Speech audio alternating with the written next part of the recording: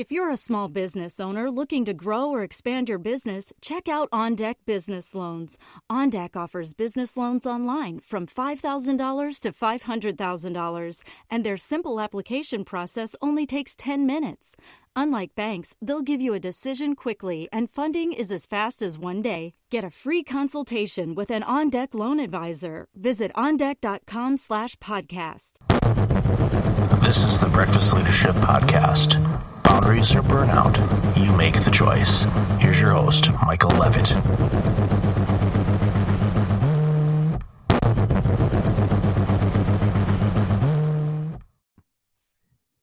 Welcome to another episode of the Breakfast Leadership Podcast. It's Michael here, and I've got Bill Wooditch on the line. Bill, how are you today? Michael, I'm fantastic. Thank you. That's awesome. You have a brand new book out. It's titled Fail More, Embrace, Learn, and Adapt to Failure as a Way to Success. As we talked about briefly before we started, I think there's never been a book that's more timely than this book when it comes to what we do in life, entrepreneurs, businesses, and all of that. You know, the embracing of failure is such a crucial step for long-term success. So one, congratulations on hitting number one on Amazon and Barnes & Noble. Way to hog the spotlight and the top lists. No, but seriously, congratulations on that. So let's dive right in. What prompted you to write the book? There's always been a part of me, Michael, that's been a rebel. In the early days, it was a rebel without a cause or a clue. And I started looking around today and thought, what is it that we need to do? What do I see in my own company? And I see not only a fear of failure, but just an overall fear that stymies people, and stymied before the attempt by the imagination that will stop them. And I thought, the rebel in me would say, all the books that talk about parachutes, success, you can do this. There's not one that will actually come right out with cognitive dissonance and say, fail more. At least you're going to look at the book. And in the book, you're going to find the hows of failure. If I fail, what do I do? So it's not a motivation book that says you got to get up. The only failure is the failure to start again and get off the floor. No, it's a how-to book that takes you through fear, actually explains what's happening to you, helps you get out of that fear, and then make that move forward, because we both know that failure is, to the serious student of success, an indispensable teacher. It's so crucial, because if you don't fail, then quite frankly, I feel you're not really pushing the envelope or trying hard enough to do the work you're doing. You're just basically doing the basic low level.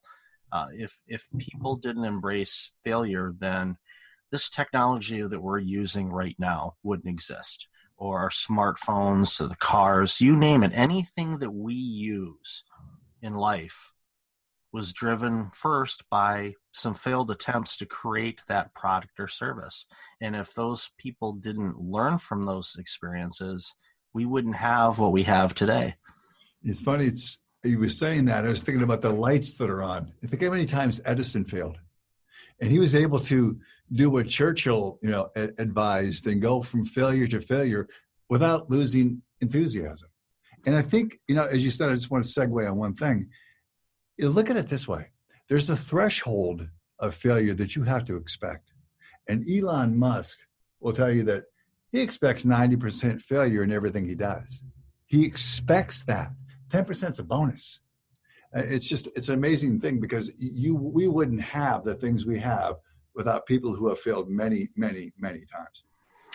Yeah, it's crucial. And it's one of those things where, and you alluded to it a few minutes ago, there are organizations that operate in this world of fear. Don't make any mistakes. Don't do this.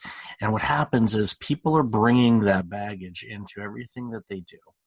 And what happens is they are afraid to make a mistake to the point where they're going to end up making a mistake. And it could be catastrophic depending on what they're working on, or debilitating to the point where they end up losing their job because they were just too afraid to make a mistake, instead of focusing their attention on their creativity, the ability to do whatever they're working on, and build something new or make something better with the permission to say, yeah, you're gonna let's find those mistakes, let's find those errors, whether it's coding for software or anything like that. Let's find them, because once you find them, you can deal with them, and then and you can learn and actually be better at it, where you make less mistakes on things than you did before. You're still going to make them, but by doing that, you have the freedom to be creative and go, okay, yep, that didn't work. All right, let's fix that. And I love the Elon Musk analogy, because you think about all the things that he has done and continues to do. Yeah, there's going to be a failure rate on it, but they land SpaceX on a postage stamp in the middle of the ocean. Right. That on itself is like, wow, that's amazing. Right. You just encapsulated brilliantly, I may add, the essence of Fail More when you talked about fear in an organization, collection of people, culture. And I have gone to great lengths in this company, and I've been stewarding this company for almost 26 years, to rid it of those fields of failure, of the fear of failure, of the unwillingness to try. And as an owner, I'm able to accept that, we're going to take some penalties. We're going to take some hits to the board. We're going to spend some time in the penalty box. We're going to have some blood on the ice. We're going to pay some money for people's mistakes. But if we're progressively learning from constructive mistakes, where we can then take and have a forensic exercise to say, what went wrong here? What would we do different?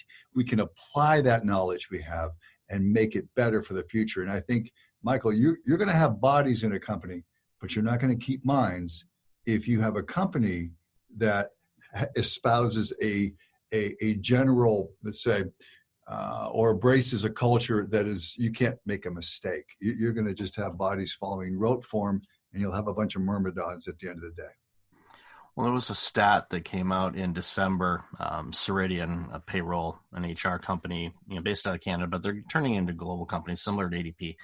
And they surveyed Canadian workers, and they said that 7 out of 10, or basically 73%, indicated that if they received a job offer today, they would take that job offer and leave the organization. 7 out of 10. And I think a lot of those organizations, unfortunately, are running with this fear mindset and not, giving their employees any elbow room to learn and create and make mistakes. And I think one of the big things that, when I think about errors and failures and all of that stuff, taking the opportunity and actually looking at what failed, what were the ingredients, what can we learn from this? It makes us better. Failure makes us better. And I think that's a disconnect that so many people have. They don't think of failure and getting better in the same sentence, which they should. Think about all the pro sports athletes and everybody else. They failed until they won the championships. Yes. And in life, it's the same thing. We've heard the analogy, okay, as a toddler, you took a couple steps and you fell down. You're like, no, this walking thing's not for me. No, you get back up and you keep at it until you can walk and then run, and then they start climbing, and then you're moving the cookies to the top shelf, and then you see them on top of the fridge, and it's all fun and games. But it's one of those things where, again, I'm so thrilled that this book is out, because it really hammers home the need for failing the right way and learning from it and moving forward, and you end up having a better company, better products, better services. And what you're alluding to as well is that you have to be able to dispassionately look at your failure without that personal blame and recrimination. Put that to the side. It doesn't do anything to help you learn from the failure. Dispassionately, what happened here in terms of what we did, what we didn't do, and what we could do, without bringing in that it's my fault, it's your fault. Forget that part. We'll look at the people part later, but now let's look at the process. Let's look at the product. What is it that didn't work? So I'm very dispassionate about being able to carve out, to take a scalpel and separate that. And you talk about babies. Yeah, we didn't know any better. But then we grew up and we learned society says, don't do this because the spotlight will come on. You'll fail. You'll be less than. You'll feel shame. you'll feel remorse, don't do it. And we tend to shrink into that bubble of, okay, we're just going to conform. And the conformity is playing it safe, and that's when you don't get new products and services, and organizations are just kind of standing by the sidelines. Meanwhile, the organizations that are learning from their failures and being proactive and activity, I know I forget exactly what your quote is, but the activity really moves things forward, because if you don't, then your competition is going to pass you by the wayside, and you're going to end up as an organization either no longer existing or completely damaged to the point where you're not going to be able to recruit. And right now in our workforce, it seems to be an employee friendly world out there. So people are choosing to where they want to work, and you want to be an organization where people want to be. And what you're referencing is activity rules success. And that was the only prescription I had, Michael, for success right out of school. I didn't know anything about what success was, what it looked like. And there was this little ruler on a desk, and I was assigned the desk. And it said activity rules success on the ruler. And I thought, well, if that's the prescription, if that's the formula, if that's the magic, then just have a whole lot of activity. Inherent in the activity was the learning curve it took to have the right kind of activity to get the result. But that took thousands and thousands of flailing failures to learn that. And that is the bar that you have to raise, not only as an organization. Let's talk about people.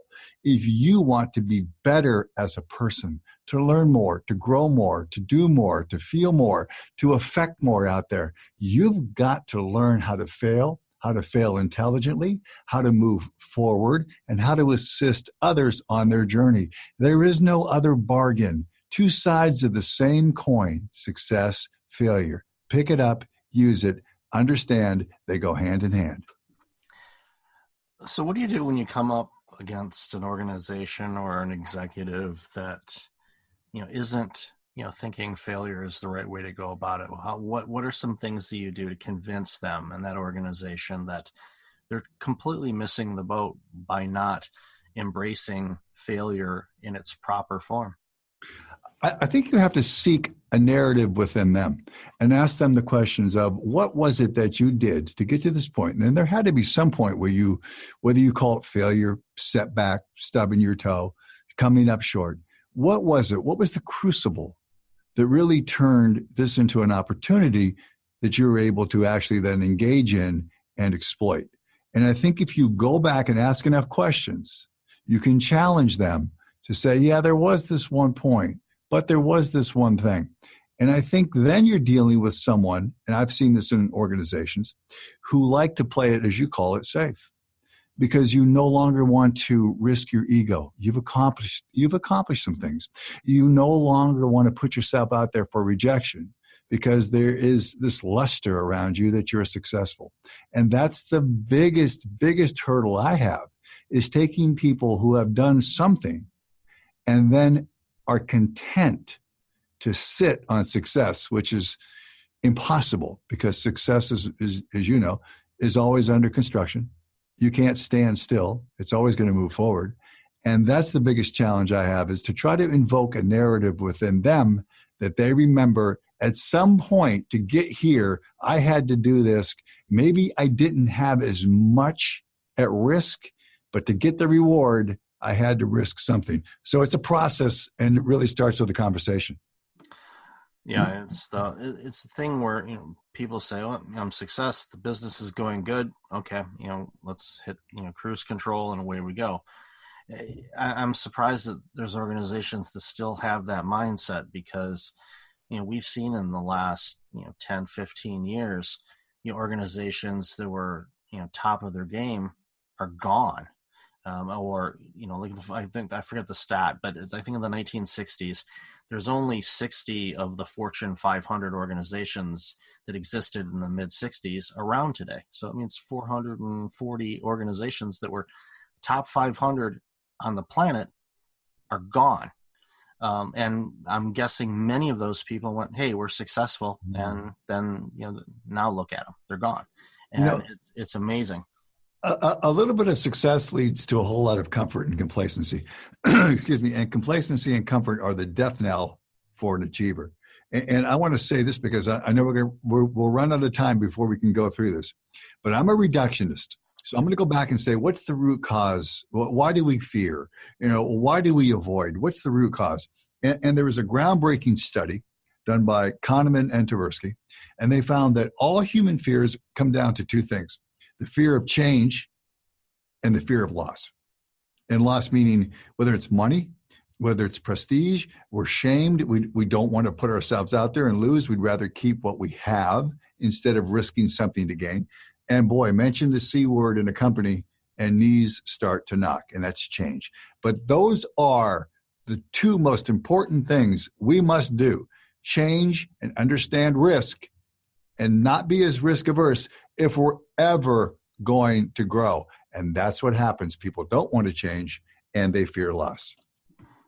And then what happens is they end up losing their organizations because they change. Exclamation point. Because somebody like me comes in and takes over as we're an opportunist when it comes to that. We see complacency. It's a soft underbelly in business and we go after it.